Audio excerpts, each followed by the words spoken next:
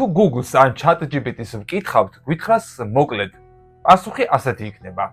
NASA, National Aeronautics and Space Administration. ეს არის ამერიკის შეერთებული შტატების სამთავრობო სააგენტო, რომელიც 1958 წელს დაარსდა. მისი მიზანია კოსმოსის კვლევა, ავიაციის განვითარება და სამეცნიერო ინოვაციები. NASA ცნობილია ისეთი მისიებით, როგორებიცაა Apollo, თვალეზე ადამიანების გაგზავნის პროგრამა, Space Shuttle, მრავალჯერადი კოსმოსური ხომალდები, Mars Rovers-ი, მარსის გამოკვლევა, James Webb Space Telescope, ღრმა კოსმოსის შესწავლა. NASA საქმიანობა მოიცავს როგორც კოსმოსურ ექსპედიციებს, ისე დედამიწის ატმოსფეროსა და კლიმატის კვლევასაც.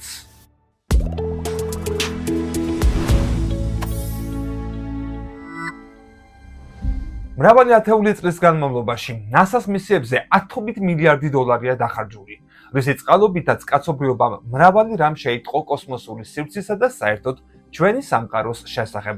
მრავალი რამ კი მომდევნო წლებში აქამდე მიღებული აურაცხელი მონაცემების დამუშავების შემდეგ გახდება ცნობილი. NASA-ს და ამერიკის შეერთებულ შტატებს ნამდვილად ეკუთვნის მთელი კაცობრიობის სახელით დიდი მადლობა ამისთვის. მთავარი, რასაც ახლა ამ ორგანიზაციისგან ველით თვარეზე კაცობრიობის დაბრუნებაა. ამისთვის მოქმედებს პროექტი Artemis-ი. NASA ავითარებს ახალ სტრატეგიას მთვარიდან მარსისკენ, Moon to Mars, რომლის მიზანია ჯერ მთვარეზე დაბრუნება და შემდეგ მარსზე გაფრენა. Artemis-ის პროგრამა გულისხმობს ასტრონავტების დაბრუნებას მთვარეზე და Lunar Gateway-ის ორბიტალური სადგურის შექმნას, რომელიც მომავალში მარსისკენ გაფრენისათვის გამოიყენება. ამისთვის სააგენტო აქტიურად თანამშრომლობს კერძო კოსმოსურ კომპანიებთან, როგორიცაა SpaceX და Blue Origin და საერთაშორისო პარტნიორებთან. ამის მიუხედავად ისმის კითხვა, სრულდება თუ არა NASA-ს ბობოქარი ერა. მოკლე პასუხია არა. მაგრამ ფაქტია, რომ NASA აღარ მოქმედებს მარტო, ისე როგორც კოსმოსური რბოლის ეპოქაში ადრე. ახლა NASA გადასულია კოსმოსური პროგრამების მდგრად განვითარებაზე, მრავალ კერძო კომპანიასთან პარტნიორობით და კომერციული მიზნის მოდელებზე. ძველი გზა, როცა NASA ყველაფერს მარტო აკეთებდა, დასრულებულია. ეს ნამდვილად შეგვიძლია ვთქვათ. მაგრამ ზუსტად ამიტომ ამბობენ, რომ NASA-ს ერა დასრულდა. ამ ეპიზოდში მოდი ამ საინტერესო პერსპექტივაზე ვისაუბრებ. მანამ კი გამოიწერე არხი და მოიწონე ვიდეო.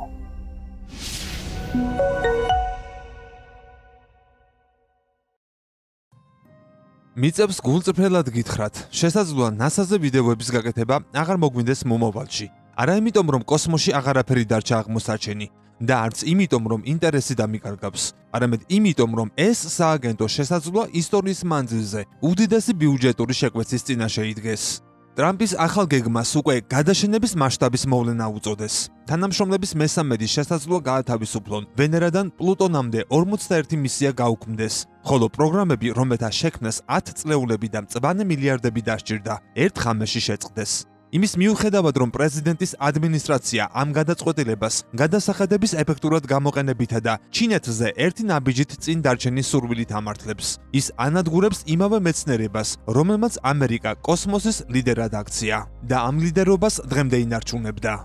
მაგრამ ამის ფასი უფრო მაღალია, ვიდრე წარმოგვიდგენია. ამ ნაბიჯმა შესაძლოა დაანგრიოს საერთაშორისო კოსმოსური საზოგადოების ნდობა ამერიკის მიმართ და შექმნას ძალაუფლების ვაკუუმი, რომელიც კომერციულმა კომპანიებმა და სამხედრო კონტრაქტორებმა შეიძლება შეავსონ.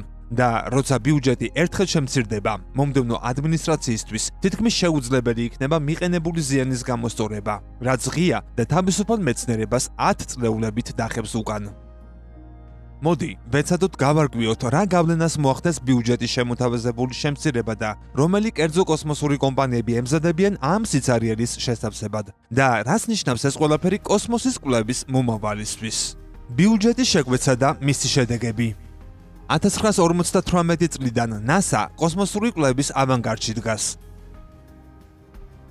ის იყო პირველი, ვინც ადამიანები მთვარეზე დასვა, მარსზე გააგზავნა როვერები და საერთაშორისო კოსმოსური სადგურის პროექტი წამოიწყო.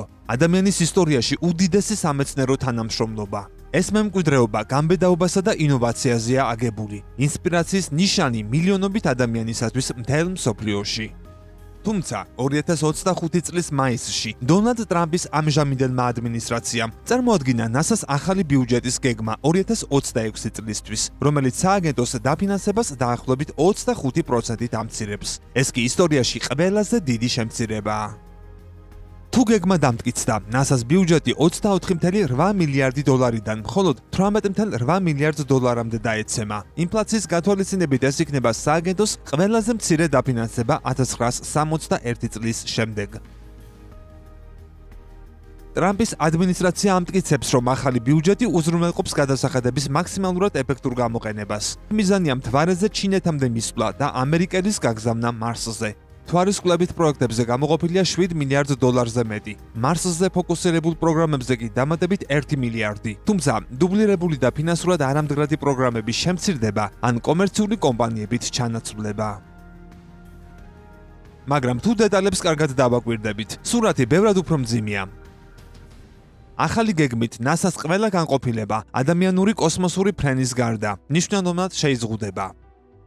მეცნიერების მისიის დირექტორატი ყველაზე ძლიერ დარტყმას მიიღებს 47%-ით შემცირებული ბიუჯეტით. ეს განყოფილება NASA-ს გულია. ის პასუხისმგებელია ისეთ მისიებზე, როგორებიცაა Mars-ის Perseverance როვერი, Hubble-ისა და James Webb-ის ტელესკოპები და დედამიწის სიახლოვეს ასტეროიდების მონიტორინგის პროგრამები, როგორიცაა NEO Surveyor-ი, რომელიც 2027 წელს უნდა გაეშვას და ჩვენი პლანეტა ასტეროიდებისა და კომეტების საფრთხეებისგან დაიცვას.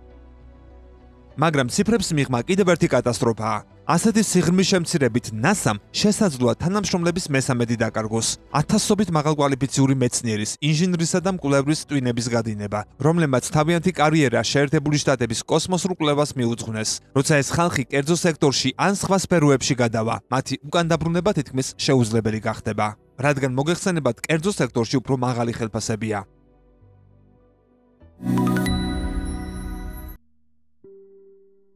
ბიუჯეტის დასაბალანსებლად 41 მიმდინარე და მომავალი მისია გაუქმდება. ერთ-ერთი მათგანი New Horizons-ი, რომელიც 2006 წელს გაეშვა პლუტონისა და კოიპერის სარტყლის გამოსაკვლევად. თითქმის 20 წელია კოსმოსში მოგზაურობს, მაგრამ შესაძლოა რამდენიმე თვეში შეწყდეს. ამასთან ერთად, კიდევ 18 მოქმედი პროექტი შეიძლება გაჩერდეს. მათ შორისაა Osiris Apex-ი, პირველი ამერიკული მისია, რომელმაც ასტეროიდიდან ნიმუში ჩამოიტანა. Maven-ი, რომელიც მარსის ატმოსფეროს ევოლუციას სწავლობს. Mars Odyssey, ყველაზე ხანგრძლივად მოქმედი მისია სხვა პლანეტის ორბიტაზე. და Juno, რომელიც იუპიტერის წარმოშობასა და სტრუქტურას იკვლევს. ამ 19 მისიაზე ჯამში დახარჯულია 12 მილიარდი დოლარი და 10-ობით წლის შრომა. თუ ბიუჯეტი ამ ფორმით მიიღეს, ისინი ნამდვილად გაუქმდება. როგორც ცნობილია, მოქმედი კოსმოსური მისიების შენარჩუნება თითქმის არაფერს ითხოვს. ძირითადი სამუშაო და ხარჯი გაშვების მომენტამდე სრულდება. მერე რჩება მხოლოდ შედეგების მიღება და მაინც ადმინისტრაცია აპირებს ეს ყველაფერი წყალში ჩაყაროს. მომავალი გეგმებიდან საფრთხისქვეშაა ვენერას მისია Da Vinci და Veritas-ი. პროექტები, რომლებიც პირველად 1991 წლის შემდეგ უნდა დაბრუნდნენ ჩვენს მეზობელ პლანეტაზე, რათა დაადგინონ როგორ და რატომ წავიდა ვენერას და დედამიწის ევოლუცია სხვადასხვა მიმართულებით. საშიშროების წინაშეა ESA-ს როვერი Rosalind Franklin-ი, რომელსაც გასაშვებად NASA-ს რაკეტა სჭირდება. Nancy Grace რომანის ტელესკოპი, რომელიც ბნელ ენერგიასა და ეგზოპლანეტებს შეისწავლის. და Helios Swarm-ის მისია, რომელიც მზის მაგნიტურ ველსა და მზის ქარის მერყეობებს პირველად შეისწავლის. ტრამპის ბიუჯეტი ასევე 508 მილიონ დოლარს აკლებს საერთაშორისო კოსმოსურ სადგურს, რაც ეკიპაჟის შემცირებასა და კვლევების შეზღუდვას გამოიწვევს. სადგურთან დაკავშირებული ერთ-ერთი მთავარი სამეცნიერო კონფერენციაც უკვე გაუქმდა ფინანსური სირთულეების გამო. ფინანსური წნეხის გამო მომდევნო 5 წელიწადში ნაკლები ასტრონავტი და ტვირთი მოხვდება ორბიტაზე, სანამ ISS-ი 2030 წელს საბოლოოდ დაიშლება. როდესაც გეგმა პირველად გამოცხადდა, მედიას განსხვავებული რეაქციები ჰქონდა. ლიბერალური მედია მას მეცნიერებისათვის, ეკონომიკისთვის და ტექნოლოგიური უპირატესობისათვის დამხმარებლად მიიჩნევდა. მემარჯვენე წყაროების ნაწილი კი ამტკიცებდა, თითქოს NASA თავად უჭერს მხარს შემცირებას, რაც აშკარად არ შეესაბამება რეალობას. ახლახან ტრამპის ადმინისტრაციამ NASA-ს უბრძანა, დაეხურა ერთადერთი 2 სატელიტური მისია, რომლებიც პირდაპირ აკვირდებოდნენ დედამიწის სათბური გაზების მაჩვენებლებს. Orbiting Carbon Observatory-ის თანამგზავრები, რომლებიც აკვირდებიან ნახშირორჟანგსა და მცენარეულ ზრდას მთელ მსოფლიოში. მათი მონაცემები მეცნიერებს, ნავთობგაზის ინდუსტრიას და ფერმერებს ეხმარება ნახშირორჟანგის დონეების და მოსავლიანობის ზუსტი შეფასებისათვის. ამ მისიების შექმნა 2000-იან წლებში 750 მილიონი დოლარი დაჯდა, ხოლო ყოველწლიური მოვლა დაახლოებით 15 მილიონი ჯდებოდა. ორივე თალამგზავრი შესანიშნავ მდგომარეობაშია და მოსალოდნელია, რომ კიდევ რამდენიმე წელი იმუშავებს, თუმცა მათ დახურვას მაინც გეგმავენ. მათი დახურვა არც ეკონომიკურად, არც სამეცნიერო თვალსაზრისით არანაირ აზრს არ ატარებს, მაგრამ უნდა გვახსოვდეს, ეს ის ადმინისტრაციაა, რომელმაც დაბლოკა ახალი ზღვისპირა ქარის ენერგიის პროექტები. დააჩქარა ნებართვების გაცემის პროცესი ნავთობისა და გაზის ინფრასტრუქტურისთვის და ამერიკის შეერთებული შტატები პარიზის მსოფლიო კლიმატის შეთანხმებიდან გამოიყვანა, რომელიც მსოფლიოს წამყვანი ინდუსტრიების ქვეყნებს დედამიწის მოფრთხილებას ავალდებულებს. და თითქოს ეს საკმარისი არ იყოს. ბიუჯეტის ეს შეკვეცა სერიოზულად აზარალებს NASA-ს ყველაზე ამბიციურ, შთამაგონებენ და პიონერულ პროგრამას 10 წლეულების განმავლობაში Artemis-ს. აპოლონის პროგრამამ არა მხოლოდ ამერიკის, არამედ მთელი მსოფლიოს ისტორია განსაზღვრა 1960-იან წლებში. ეს იყო ეპოქა, როცა მეცნიერება, პროგრესი და ეროვნული ერთიანობა შეერწყა და მრავალ ახალგაზრდას მეცნიერება, ინჟინერია და ხელოვნება შთააგონა მთელ მსოფლიოში. მისი ბოლო მისია იყო აპოლონ 17, რომელმაც ორი ადამიანი მთვარეზე 1972 წელს დასვა. მას შემდეგ იქ არავინ დამდგარა. ამბობდნენ, რომ მთვარეზე ყველაფერი გარკვეულია. მისიები ძვირიჯდება და დროა სხვა პროექტებზე გადაერთონ. როგორც იქნა, ნახევარ საუკუნეზე მეტი დროის შემდეგ, NASA გეგმავდა დაბრუნებას. პროგრამა, რომელიც მთვარეს ბერძნული ქალღმერთის არტემიდას აპოლონის ტყუპი დის სახელს ეძღვნება. მიზნად ისახავს იმის შესწავლას, როგორ ვიცხოვროთ და ვიმუშაოთ სხვა ციურ სხეულზე, სანამ ადამიანები მარსზე გაფრენისათვის მოემზადებიან. კერძო და საერთაშორისო პარტნიორებთან თანამშრომლობით NASA იმედოვნებდა, მთვარეზე პირველი გრძელვადიანი ბაზა დაიარსებინა, მომავალი ექსპედიციების პლაცდარმად. თუმცა, ახალი ბიუჯეტის მიხედვით 2027 წლის შემდეგ Artemis-ის მთელი გეგმა შეიძლება გაუქმდეს. ეს მოიცავს ორიონის კაფსულას, აპოლონის მოდულის თანამედროვე ვერსიას, მძიმე ტვირთის გამშვებ რაკეტას SLS-ს და მთვარის ორბიტალურ სადგურს Lunar Gateway-ს, რომელიც წლებია გაურკვეველ მდგომარეობაშია. ზოგი ამტკიცებს, რომ SLS-ი ზედმეტად ძვირია. ერთი გაშვება დაახლოებით 2 მილიარდი დოლარი ჯდება. SpaceX-ის Falcon Heavy კი მხოლოდ 90 მილიონი ღირს და განსხვავებით SLS-ისგან მრავალჯერადი გამოყენებისთვისაა შექმნილი. მაგრამ უნდა გავითვალისწინოთ, რომ SLS-ში უკვე ჩადებულია უზარმაზარი რესურსი. მან წარმატებით ჩაატარა სატესტო გაფრენა 2022 წელს და 2028 წლის სექტემბერში უნდა გადაიტანოს Lunar Gateway-ის პირველი ნაწილები Artemis 4-ის ფარგლებში. ეს თარიღები, რა თქმა უნდა, ცვალებადია. თუმცა, ერთ რამეს ვერავინ უარყოფს. კომერციული ინოვაციების ეპოქაში NASA-ს ბიუჯეტის გამართლება სულ უფრო რთული ხდება, მაგრამ ორი დიდი პრობლემა არსებობს, როცა საქმე ეხება NASA-ს კერძო კომპანიებით ჩანაცვლებას. პირველი, არც ერთი კერძო ალტერნატივა არ იქნება მზად 2028 წლისთვის სერტიფიცირებისა და ოპერირებისათვის. დაგვიანება გარდაუვალია, რაც შეიძლება სხვა ქვეყნებს, მათ შორის ჩინეთს, ანიჭებდეს სტარტის უპირატესობას. ეს კი თვით ამ ადმინისტრაციის მიზნებს ეწინააღმდეგება, რომ აჯობოს ჩინეთს.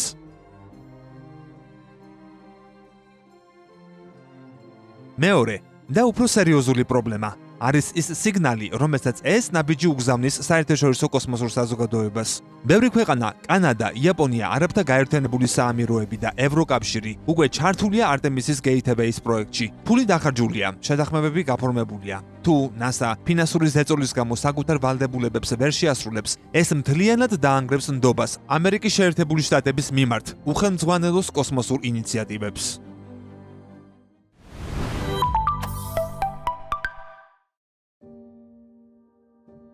იყო დრო, როცა ამერიკის მხარდაჭერის გარეშე კოსმოსური მისიების წამოწყება წარმოუდგენლად ითვლებოდა, მაგრამ თუ ეს ბიუჯეტი დამტკიცდა, შესაძლოა ეს მალე რეალობად იქცეს. NASA-ს მომავალი ავტორიტეტი და რეპუტაცია ბეწვის ხიძია და მტაცებლები უკვე დარტყმისთვის ემზადებიან.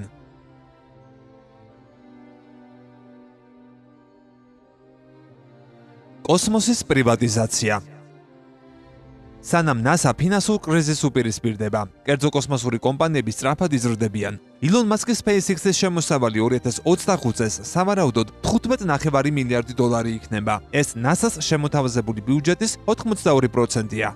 SpaceX-ი გეგმავდა 2025 წელს 2 დღეში ერთხელ გაეშვა ორბიტალური ფრენა. წლის ბოლოსთვის 170-მდე მისიის შესრულებას. თუმცა ეს გეგმა მაქსიმუმით ჩავარდა. დაფინანსების დიდი ნაწილი მოდის მისი სხვა პროექტიდან, Starlink-იდან, რომელიც სამხედრო კონტრაქტებითა და მომხმარებელთა დიდი ინტერესით 11.8 მილიარდ დოლარს გამოიმუშავებს. ეს ფული მიედინება უფრო ამბიციურ მიზნებში, მაგალითად, მსოფლიოში ყველაზე ძლიერ რაკეტაში, Starship. Starship-ი განკუთვნილია ასობით ტონა ტვირთის მთვარემდე და მის მიღმა გადასატანად და მომავალში უნდა შეძლოს 100 ადამიანით ინტერპლანეტარული ფრენები. SpaceX-ი აცხადებს, რომ ეს რაკეტები სრულად ხელახლა გამოყენებადია და ფრენის შემდეგ უშუალოდ გაშვების მოედანზე ბრუნდება. კომპანია მიმდინარე წელს 25 Starship-ის გაშვებას გეგმავდა და 4 წელიწადში 400-ის. პარალელურად კი აშენებს Star Factors, რომელიც წელიწადში 1000 Starship-ის წარმოება შეძლებს. მიზანი: იაფი და მასობრივი ტრანსპორტი იქნება ეკიპაჟისა და ტვირთისთვის, მარსზე თვითმყოფადი ცივილიზაციის შესაქმნელად. სხვა კერძო კომპანიები, Jeff Bezos-ის Blue Origin და Richard Bransonis Virgin Galactic ფოკუსირებულია კოსმოსურ ტურიზმზე. იმის მიუხედავად, რომ Bransonis 90 წუთიანი სუბორბიტალური ფრენის ბილეთი $600,000-მდე ღირს, 2026 წლის გასაშვებად უკვე 675-ზე მეტი ადამიანი დარეგისტრირდა. მაგრამ კერძო კოსმოსური კომპანიების ნამდვილი ძალა იმაშია, რომ ისინი კომერციულ ინფრასტრუქტურას სამხედრო მიზნებისათვის იყენებენ. SpaceX-ის Starshield-ი პირდაპირ გამომდინარეობს სამოქალაქო Starlink ქსელიდან. 2026 წლისთვის მასში 480-ზე მეტი თანამგზავრი იმუშავებს სამხედრო ამოცანებზე, სამიზნების თვალთვალზე, ოპტიკურ დაზვერვასა და რაკეტების ადრეულ გამაფრთხილებელ სისტემებზე. ამერიკის შეერთებული შტატების კოსმოსურმა ძალებმა უკვე მიიღეს ეს მოდელი და $13.7 მილიარდი გამოყვეს SpaceX-ის Blue Origin-ისა და United Launch Alliance-ის ეროვნული უსაფრთხოების მისიებისათვის 2029 წლამდე. ეს ფუნდამენტურ ცვლილებას წარმოადგენს. ახლა სამხედრო შესაძლებლობები სულ უფრო მეტად ეყრდნობა კერძო კომპანიებს, ვიდრე ტრადიციულ თავდაცვის კონტრაქტორებს. თუმცა, მათი ტექნოლოგიური მიღწევების მიუხედავად, სამი მიზეზი არსებობს, რის გამოც კერძო კომპანიები NASA-ს ვერ უტოლდებიან.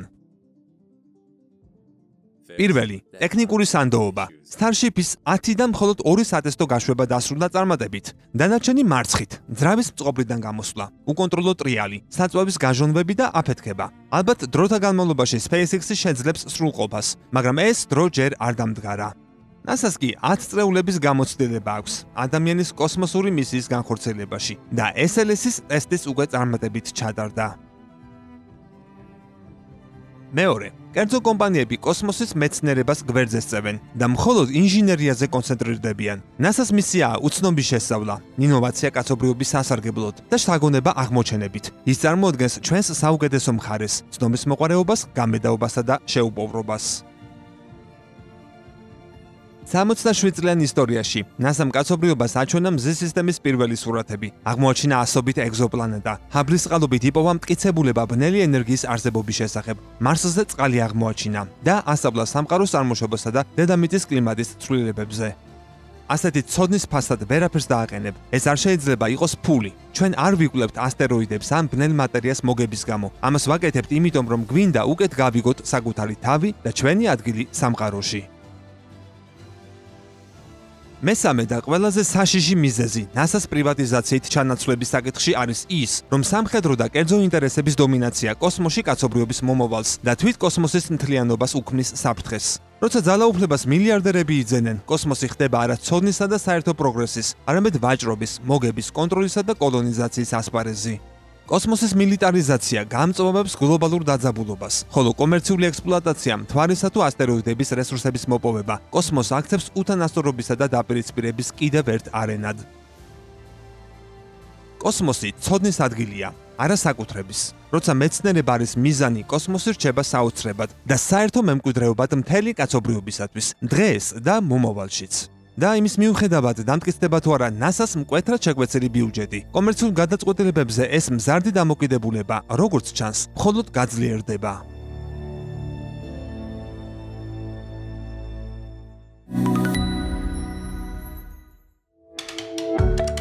ნატოს სამხედრო ალიანსმა უკვე წარმოადგინა პირველი კომერციული კოსმოსური სტრატეგია, რომელიც ხაზს უსვამს კომერციული სერვისების ინტეგრაციას სამხედრო ფუნქციებში. მაგრამ ამ მიმართულებამ შესაძლოა მომავალში სერიოზული დაძაბულობაც წარმოშვას. კერძო ინტერესები და ეროვნული მიზნები ყოველთვის არ ემთხვევა ერთმანეთს.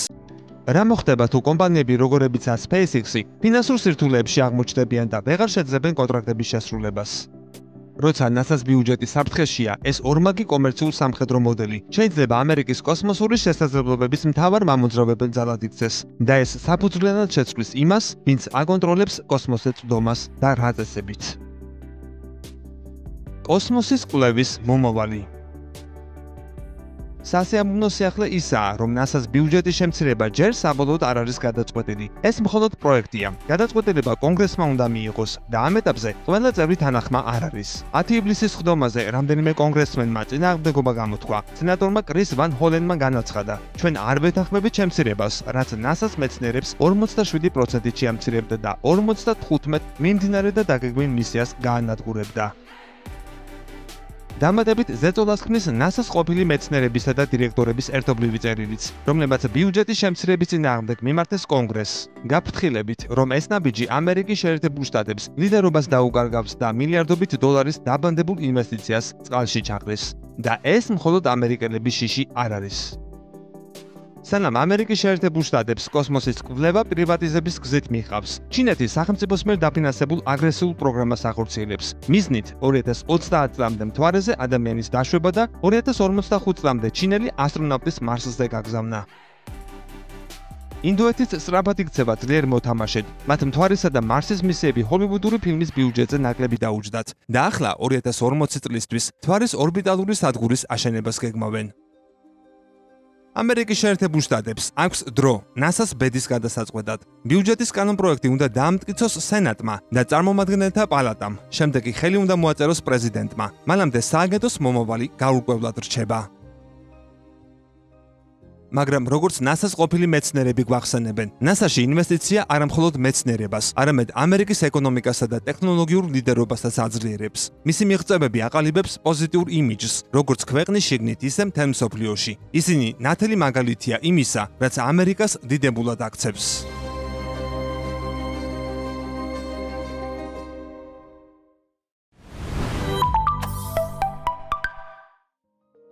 NASA-ს მომავალი ახლა მართლაც გადამწყვეტ ეტაპზეა. თუ შევაჯამებთ იმ ყველაფერს, რაც ამ დრომდე ითქვა, ბიუჯეტის შემცირება, კომერციული კონკურენცია და გეოპოლიტიკური დაძაბულობა, NASA-ს მომავალს შეიძლება 3 ძირითადი სცენარი ჰქონდეს.